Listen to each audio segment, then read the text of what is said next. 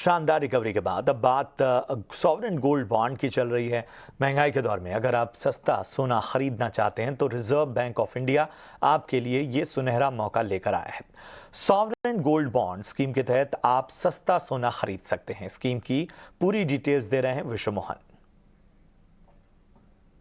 बिल्कुल सही कहा आपने। सस्ता सोना खरीदने के लिए और जो खूबियां हैं गोल्ड बॉन्ड के वजह से, और यही वजह है कि इसमें काफ़ी अच्छी बाइंग भी देखने को मिलती है और काफ़ी कई महीनों के बाद गोल्ड बॉन्ड अब वापस से आ रहा है। 19 से 23 जून तक ये इशू खुला रहेगा। आपके लिए गोल्ड बॉन्ड खरीदने का मौका है। सबसे अच्छी बात यह है कि आप मिनिमम 1 ग्राम की भी यहाँ पे खरीदारी कर सकते हैं और मैक्सिमम 20 किलो तक इसकी खरीदारी की जा सकती है। हालांकि ट्रस्ट के लिए ऊपरी सीमा 20 किलोग्राम है। इंडिविजुअल अगर आप हैं तो 4 किलोग्राम अधिकतम गोल्ड बॉन्ड में खरीदारी कर सकते हैं। सबसे अच्छी बात यह है कि यहाँ पर आपको 2.5% का सालाना ब्याज मिलता है। गोल्ड के किसी भी इंस्ट्रूमेंट में आपको ब्याज नहीं दिया जाता है। साथ ही स्टोरेज कॉस्ट की कोई चिंता नहीं है गोल्ड बॉन्ड में, क्योंकि डिजिटल गोल्ड है। डिजिटली आपको सर्टिफिकेट जारी किए जाएंगे और साथ ही आपको स्टोरेज कॉस्ट के अलावा यहाँ पर आपको 3% का जीएसटी भी नहीं देना पड़ता है, क्योंकि आप फिजिकल गोल्ड खरीदते हैं तो 3% का जीएसटी भी लगता है।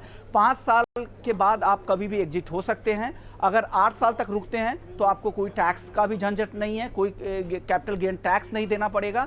और अगर आप जल्द निकलना चाहते हैं तो अगर आप जिस सीरीज के गोल्ड बॉन्ड खरीद रहे हैं उसकी ट्रेडिंग डीमैट फॉर्म में अगर आप गोल्ड बॉन्ड को ले लें और उसमें ट्रेडिंग के लिहाज से उसे रखें और जब वो लिक्विड हो जाए कभी भी मार्केट प्राइस पर निकल सकते हैं। तो गोल्ड बॉन्ड की सबसे अच्छी बात यह है, एक तो प्राइस एप्रिसिएशन, प्राइस बढ़ने पर प्राइस का फायदा। अगर प्राइस नहीं भी बढ़ रहा है तो कम से कम 2.5% का ब्याज सेविंग के बराबर तो आपको मिल ही रहा है। ये खूबी है गोल्ड बॉन्ड की और भारत सरकार की गारंटी है, क्योंकि आरबीआई की तरफ से इसे जारी किया जाता है। इस वजह से ही गोल्ड बॉन्ड को लेकर लोगों का काफी इंतजार रहता है और आखिरी के जब इशू जिस दिन खुलता है उससे पहले 3 कारोबारी दिन का जो औसत भाव होता है उसके आधार पर गोल्ड बॉन्ड का इशू प्राइस तय होता है।